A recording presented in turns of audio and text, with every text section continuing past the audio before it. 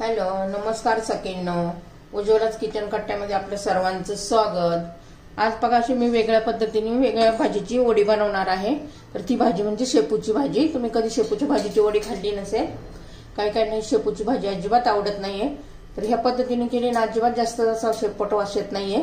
फक्त कवळे कवळे देठ घ्यायचे, मोठे मोठे देठ असे घ्यायचे नाही, कारण त्याच्यात जास्त वास असतो. आता ही भाजी ना मी प्रथम चिरून घेते. बारीक अशी चिरायची आहे.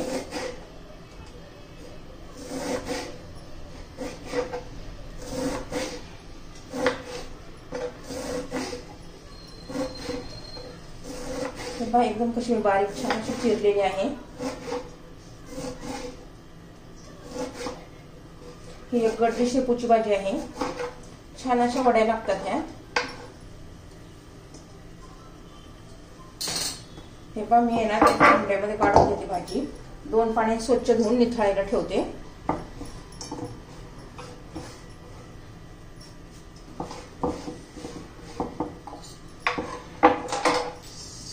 धुवून घेते आता. हे पहा, 2-3 पाण्याने स्वच्छ धुवून पाणी निथळायला ठेवली होती भाजी.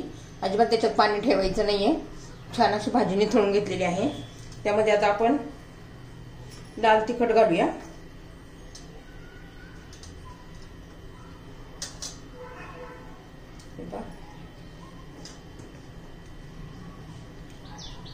मी 1.5 चमचा लाल तिखट घातलेला आहे.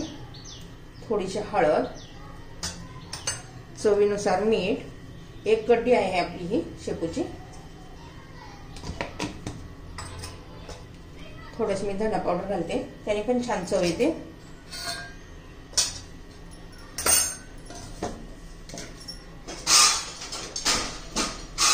तर त्यामध्ये थोडासा ओवा घालूया आपण. असा हातावर घेऊन थोडा चुरगळायचा, म्हणजे त्याचा फ्लेवर उतरतो छान. त्याच्यामध्ये आता आपण पांढरे तीळ घातलेत 1 चमचा पण आहे.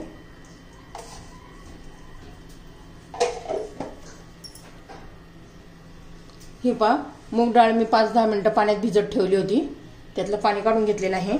ही डाळ पण घालून घ्यायची.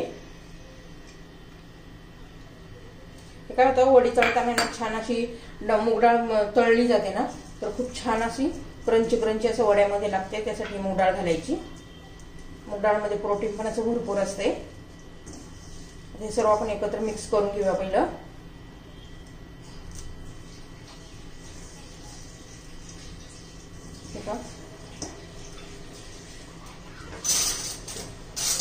आता याच्यामध्ये हा 1 चमचा मी ज्वारीचं पीठ घालते. ज्वारीच्या पिठाने कसं होतं, जरा खरपूस अशा वड्या तयार होतात.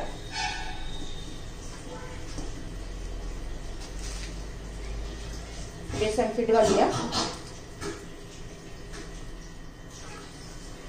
पीठ हे ना कमी घालायची जरा, म्हणजे भाज्यांचा फ्लेवर आला पाहिजे. पिठाचा नाही, मग पिठूळ लागतात त्या.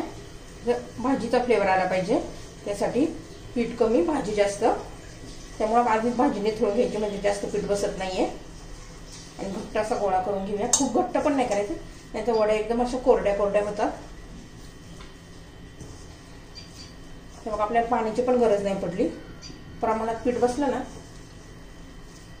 पाण्याची गरज नाही पडत. खूप छान लागतात ह्या वड्या.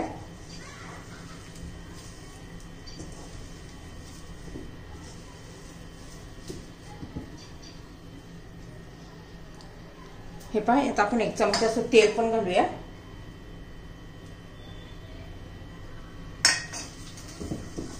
तेल आणि ज्वारीच्या पिठामुळे छान असं मग खुसखुशीत होतं. हे पण छान असं आपला आता पिठाचा गोळा तयार झालेला आहे. आता आपण याच्या वळकुट्या बनवून घेऊया, रोल करून घेऊया.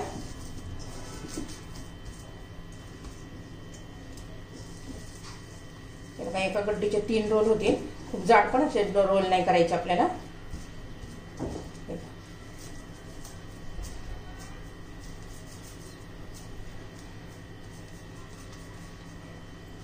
हे पहा, ह्या पद्धतीने असे रोल करायचे.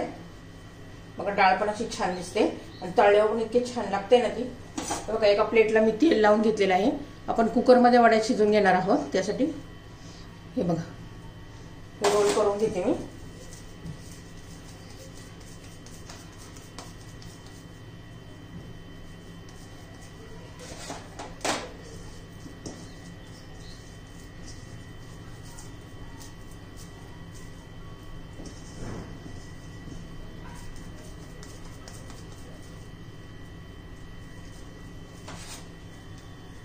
हे 3 रोल झालेले आहेत.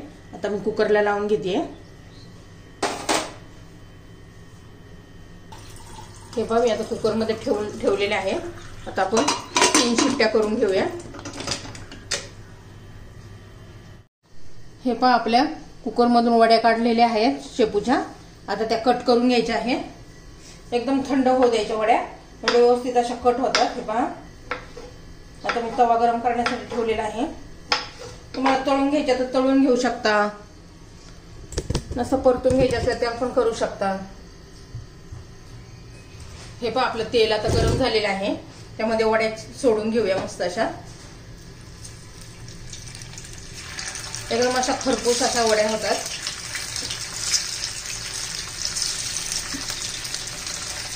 खूप पातळ पण नाही कापायचे, असं थोडेसे जाडजाडच ठेवायचं. हे पहा या पद्धतीने.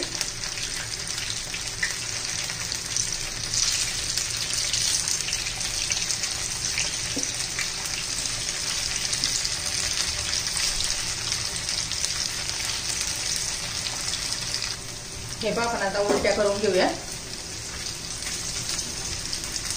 छान असं तांबूस कलरवर मस्त अशा तळून घ्यायच्या आहेत. जे भाजी खाते ना शेपूच्या वड्या केल्या तर बघा कशा आवडीने खातात. आणि तुम्हाला जर माझी वड्यांची रेसिपी आवडली तर लाईक, शेअर आणि सबस्क्राईब नक्की करा.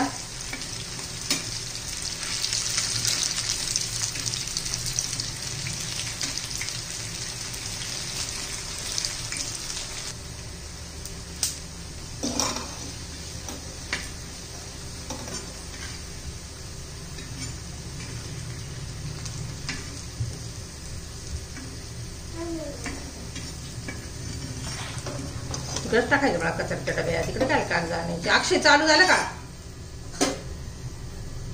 हे बघा छान असं आपल्या वड्या झालेल्या आहेत शेपूच्या वड्यांची रेसिपी तयार.